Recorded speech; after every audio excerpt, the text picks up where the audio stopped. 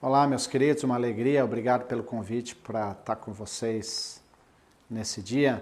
Eu gostaria de trazer uma breve reflexão aqui sobre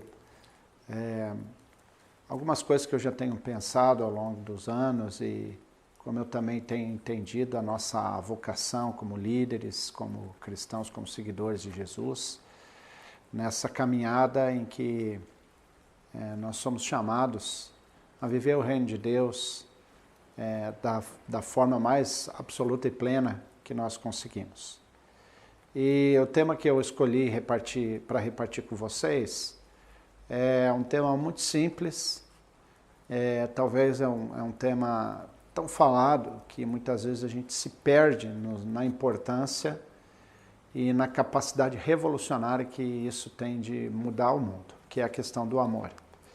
E eu escolhi alguns textos e eu gostaria de decorrer eles aqui com vocês para que a gente pudesse refletir a respeito dessa temática tão profunda que é o amor.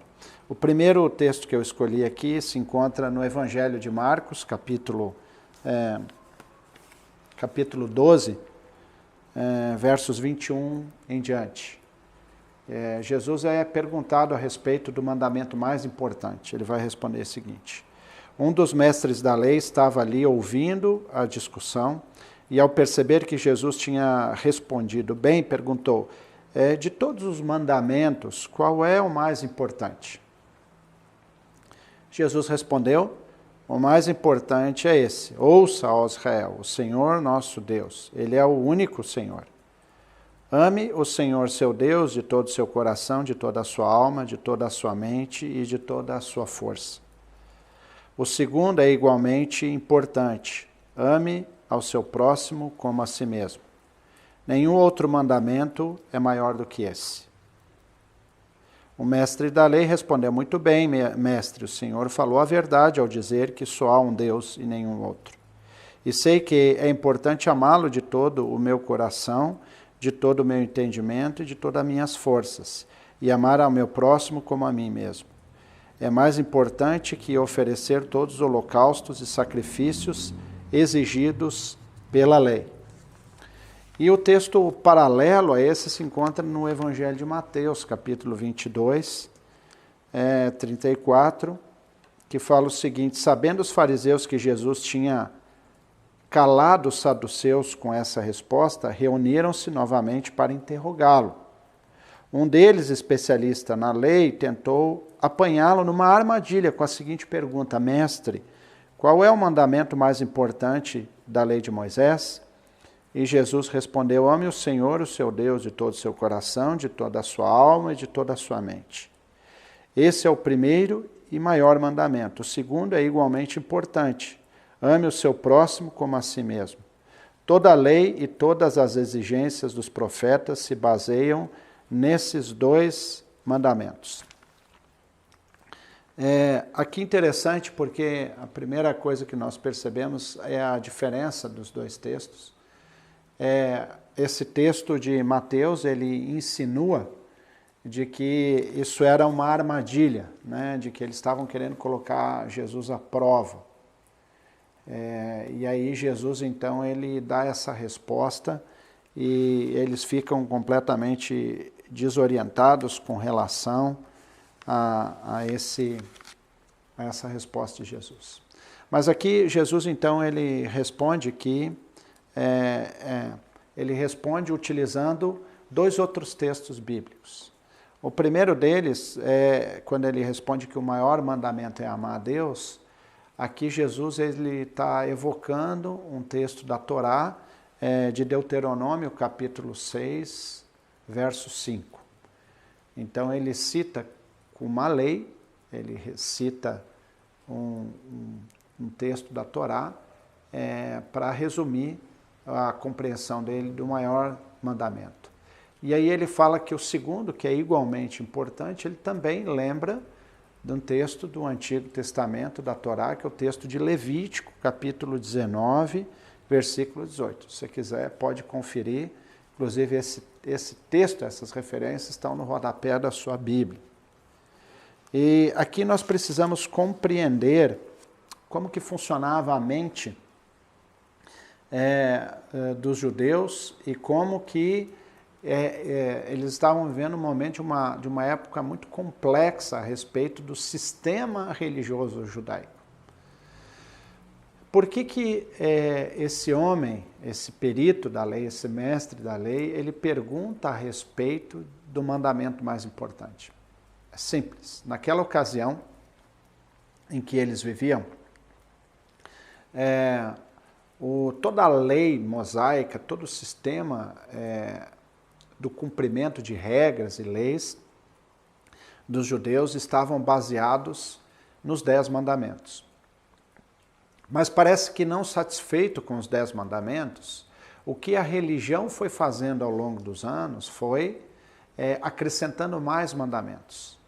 Então, os religiosos, eles pegaram, contaram o número de letras dos 10 mandamentos, que são 613 caracteres, 613 letras.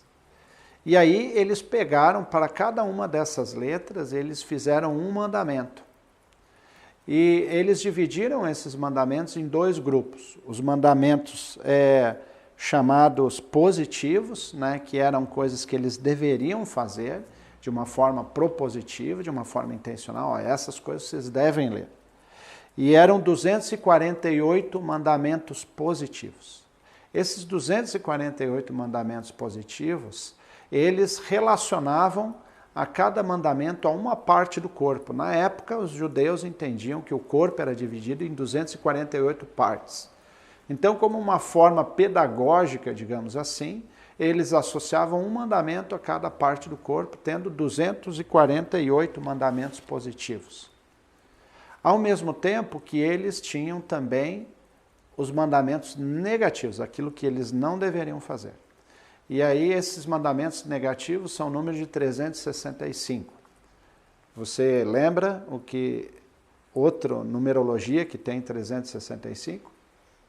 Exatamente, o ano. Então, para cada dia do ano, eles tinham um mandamento negativo. Para cada parte do corpo, eles tinham um mandamento positivo. Somando nada mais do que 613 regras.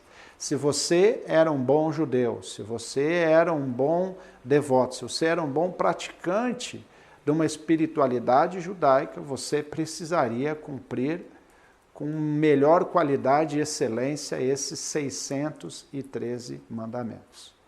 E aqui, né, meus queridos, você não precisa ser nenhum especialista para chegar à conclusão de que era praticamente inviável você viver uma fé, uma espiritualidade judaica nos tempos de Jesus. Aquilo era um fardo, era um peso, era uma carga enorme e que as pessoas, elas simplesmente desistiam porque era impraticável. Então, a relação delas com o sistema religioso era uma relação muito pesada, muito doentia, muito complexa, porque você precisaria viver essa realidade de cumprimento e não cumprimento de todos esses mandamentos. E aí Jesus, ao ser perguntado sobre o mandamento mais importante, ele buga o sistema. É tela azul, erro 404. O que ele faz? Ele diz que o mandamento mais importante é amar. E não existe nada mais subjetivo do que o amor, concorda comigo? Como se ama? Se a gente fizesse uma lista, se eu pedisse para você aí, pegar um papel, escrever 10 formas de amar, pega a pessoa que está do seu lado, escreva 10 formas de amar, nenhuma lista vai ser igual a outra. Por quê? Porque amar envolve muito mais do que uma lista de cumprimento de regras. Amar exige de nós uma postura, exige de nós uma sensibilidade. E veja que Jesus, ao definir esses mandamentos, ele evoca aqui 2 coisas importantes. No texto de Mateus, ele diz que toda a lei e todos os profetas subsistem nesse princípio de amar a Deus e amar ao próximo. Quando se fala sobre lei e profeta, nós precisamos entender o que um judeu está falando sobre lei. O que um judeu está falando sobre lei, ele está falando sobre o texto da Torá, né? O texto da Torá é o Pentateuco, os 5 primeiros livros da Bíblia. Esse é o livro da lei para os judeus. E quando ele fala no livro dos profetas, daí nós temos os profetas maiores e menores, né? Então, os profetas, eles tinham 2 conteúdos. Se você ler qualquer um dos profetas, os profetas falam sobre 2 temas, basicamente. Eles falam sobre idolatria e eles falam sobre justiça. Todos os profetas do Antigo Testamento falam sobre esses 2 temas. Justiça de Deus e a idolatria. E eles vão falar que a injustiça é fruto da idolatria. Quanto mais idólatra é uma pessoa, quanto mais idólatra é o coração de uma pessoa, mais injusta ela se torna. Porque ela parte a confrontar, ela começa a olhar para os seus ídolos e esses ídolos acabam dando o tom da sua vida. Então Jesus diz que toda a lei e todos os profetas se resumem nisso. Inclusive no texto que nós lemos antes de Marcos, tem um outro assunto muito interessante que ele fala sobre quando o mestre da lei depois reconhece que Jesus respondeu bem, ele diz que que verdadeiramente importa mais amar a Deus do que qualquer outro tipo de sacrifício e holocausto que ele podia fazer. O que aqui ele está querendo dizer? Que a essência da espiritualidade judaica não está nos rituais, mas está na capacidade de amar a Deus. Então aqui ele de alguma forma reconhece que os ritos, mesmo o rito do sacrifício, que era algo extremamente importante em toda a fé judaica, porque os rituais dos holocaustos eles eram formas de você pedir o perdão de Deus pelos seus pecados. Ele fala, olha, nem mesmo os rituais são capazes de substituir a nossa devoção a Deus. Então veja que aqui nós estamos diante daquilo que é mais importante dentro da fé judaico, e aí nós precisamos trazer isso aqui para a fé cristã. O amor é o elemento, então, mais importante e fundante da questão da fé cristã. E aqui nós precisamos entender um pouco sobre amor e o que Jesus está propondo aqui, porque muitas vezes nós falamos sobre esse tema e nós não percebemos o quanto Jesus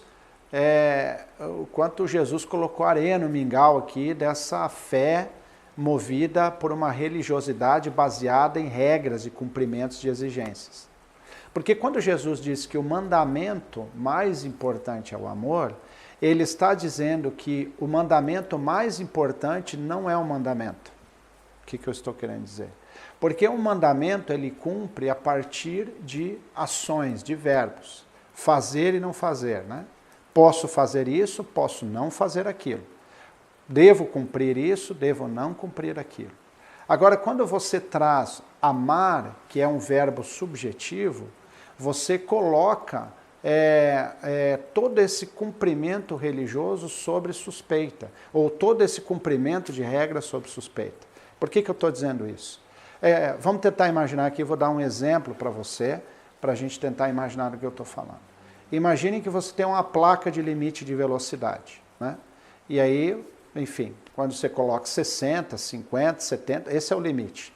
Isso é um número objetivo. Você olha para a placa e olha para o teu velocímetro, e o teu velocímetro tem que estar abaixo desse número que está na placa. Isso é cumprir a lei de trânsito, né? Você já tem um objeto que mede, né? Um aparelho que mede a sua velocidade, então isso é algo bem objetivo. Não tem como você ser mais ou menos, né? Eu estou mais ou menos dentro do limite de velocidade, porque o limite é aquele e você tem um velocímetro no seu carro que mede a velocidade. Agora, se eu mudasse esse limite de velocidade e colocasse assim, limite de velocidade, use o seu bom senso. O que você ia pensar? Bom, meu bom senso é diferente do bom senso da outra pessoa.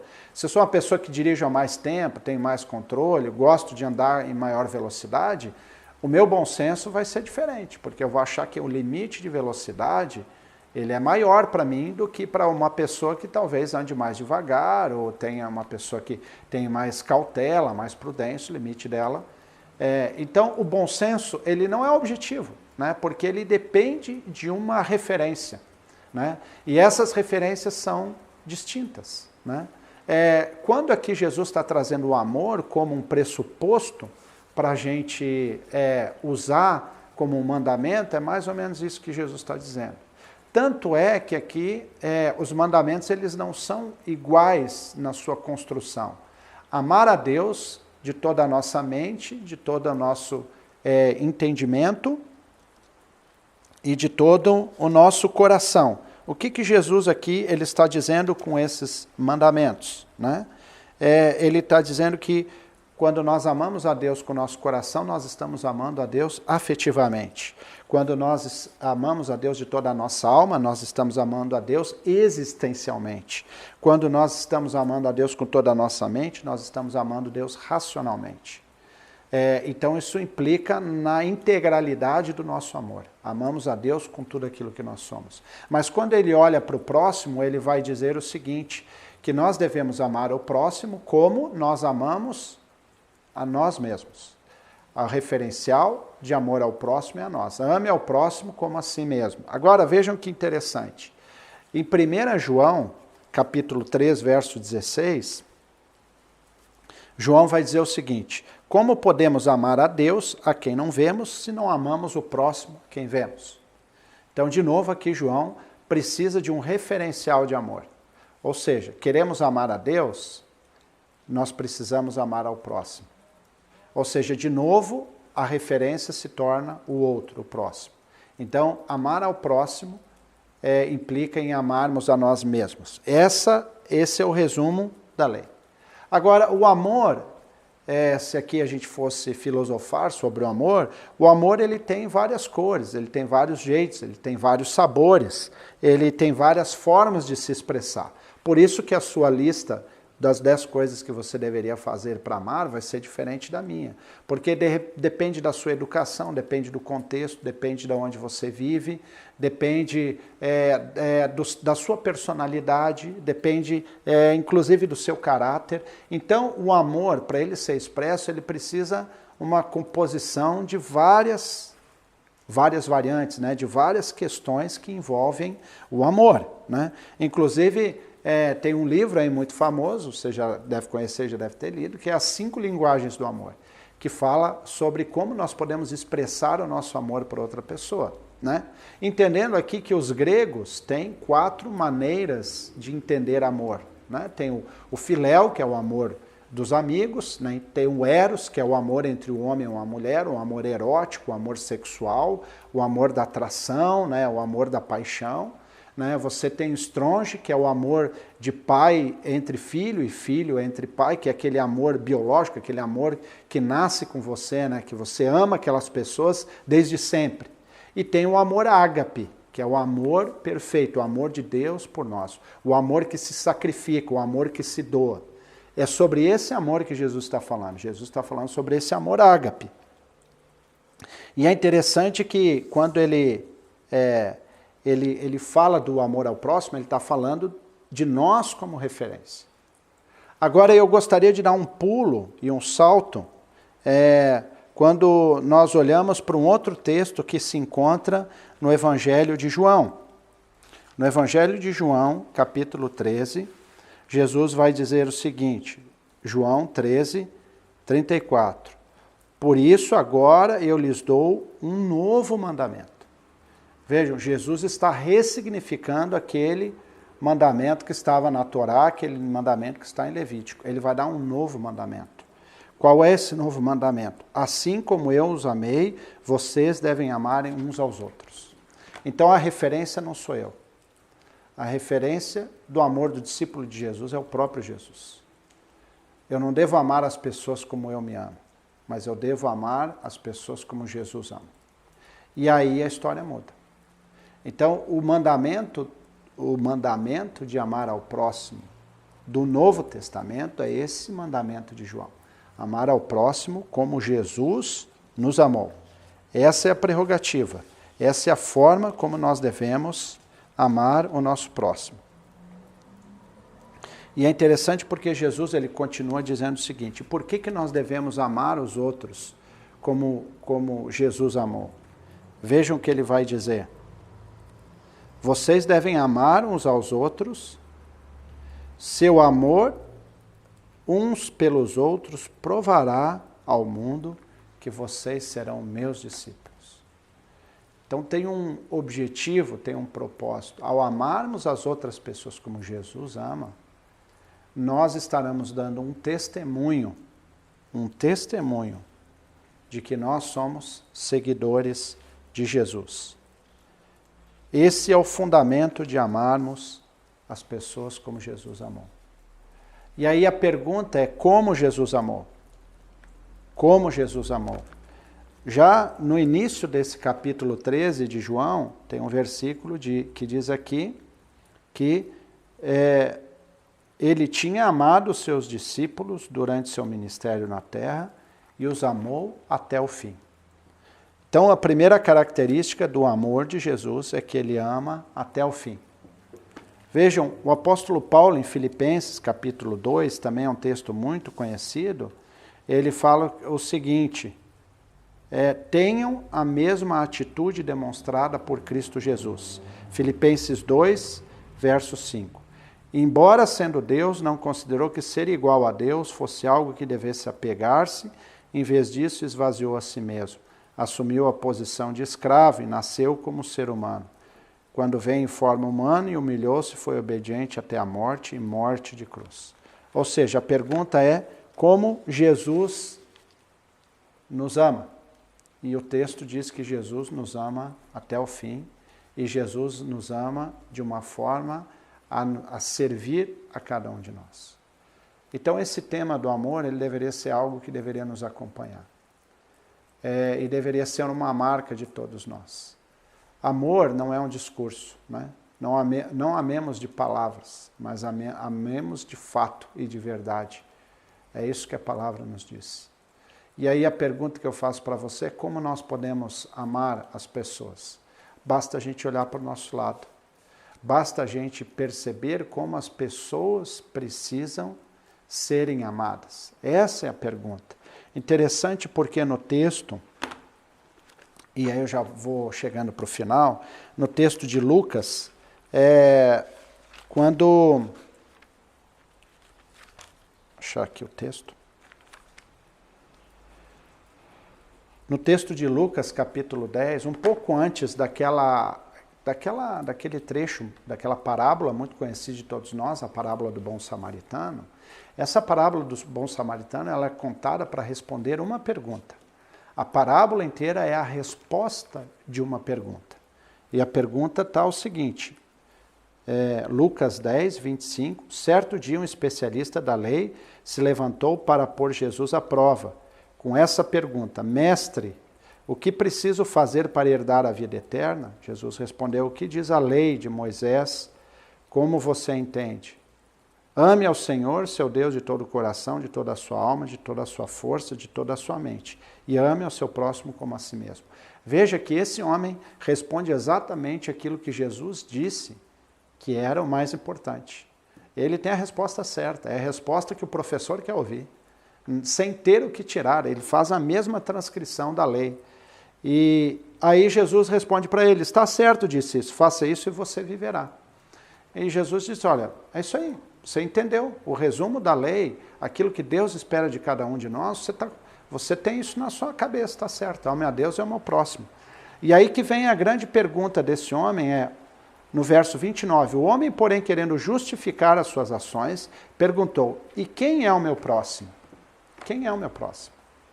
E essa é a pergunta. E aí Jesus responde a parábola para explicar para ele quem é o próximo. E o próximo nada mais é do que a pessoa que está ao seu lado precisando de algum cuidado, de alguma necessidade. Então, o meu próximo não sou eu que defino. O meu próximo é definido pela necessidade das pessoas que estão à minha volta. Então a pergunta, primeira, é como eu devo amar as pessoas? Eu devo amar como Jesus amou. Segunda pergunta, aonde está o meu próximo? O meu próximo é definido pela realidade que está à minha volta. Então, o seu próximo pode ser um colega seu na faculdade, o seu próximo pode ser um vizinho seu que está precisando de ajuda, o seu próximo pode ser alguém que nesse período do Covid está numa situação complicada e precisa da sua ajuda. E como nós ajudamos? Respondendo em amor. E como nós respondemos em amor? Da forma como Jesus amaria essa pessoa. E a forma como Jesus amou as pessoas, foi distinta e foi própria para cada um deles. Em alguma situação, a forma como Deus amou as pessoas foi tocando nelas.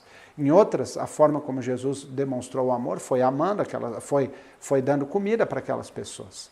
Em algumas situações, a forma como Jesus demonstrou amor foi ressuscitando a filha da viúva. Em algumas outras situações, como Jesus amou, foi curando aqueles que estavam doentes. Então, a resposta de amor diante das circunstâncias que estavam à volta de Jesus foi distinta. Então, a pergunta para você, e essa é a tarefa que eu queria deixar para vocês que estão aí.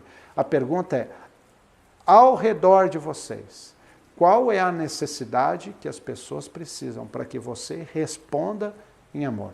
Lembrando que não é o amor que você tem por você, a referência mudou. A referência é o amor que Jesus tem por elas. Por quê? Porque da forma como você ama as pessoas vão reconhecer que você é um discípulo de Jesus. Elas vão saber que esse amor que você tem por elas não é próprio do ser humano. Porque o ser humano, ele vive uma vida de egoísmo. Então ela vai fazer essa pergunta. A pergunta é, por que você está fazendo isso comigo que ninguém mais faz? E aqui está o jogo, e aqui está toda a questão que está em xeque. Então, concluindo para você, o tema central aqui do que eu queria abordar com vocês é a importância do amor. A importância do amor desse novo mandamento que Jesus estabelece com seus discípulos, que ele é o referencial. E aí nós temos várias maneiras de olhar para os evangelhos e perceber como Jesus amou as pessoas. Então, nesse tempo que vocês estamos vivendo, a pergunta é como você pode amar as pessoas que estão na sua volta. Essa é a chave. Cumpra isso, cumpramos isso e nós daremos um testemunho de que somos discípulos de Jesus. Muito obrigado, Deus abençoe vocês.